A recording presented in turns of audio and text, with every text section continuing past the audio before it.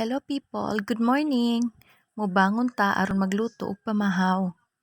Unahon nato og prepare ang bugas at tua usa kislan pag-ayo. Paghuman dapat sinukod jud og sakto sa tubig aron dili mahilaw kay anugon kaayo. Pertira ba ka mahal karon sa bugas? May pa ang bugas og palaliton sigig mahal. Pero ikaw, wala gi mahal. Ato ana ning itak-ang oy. Maghiwa usa tag sibuyas para sa atong corn beef para mahatagan og dugang kahumot sa atong giluto. Careful lang jud mo og maghiwa mo ani kay maghilak ra kag galit sama ra kag ng luod biskan wala ka unsaa. Unya pa luod-luod biskan luod kig naong. Charot. Padayon ta sa paghiwa sa atong sibuyas. Ayaw mong pa-distract anang hugot-hugot. Kinaghiwa raman ta dirig sibuyas. Nagluto raman tani ta dirig pamahaw. Naghugot-hugot naman ka diha. Padayon lang japon ta sa paghiwa. Aron makakauna ta dayon. Dili magsingarig hinugot.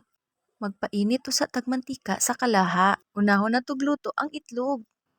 Butangag asin unya ligo-ligoon lang natog mantika hangtod maluto. Maggisa na lang ta dayon og sibuyas para sa corn beef. Maora pod akong gigamit nga mantika sa giprituhan nako og itlog ganina. Gikwaan ra nako og mantika nga igo lang makagisa sa atoang sibuyas. Pag human nato gisa, atoan na lang dayon ilunod ang corn beef.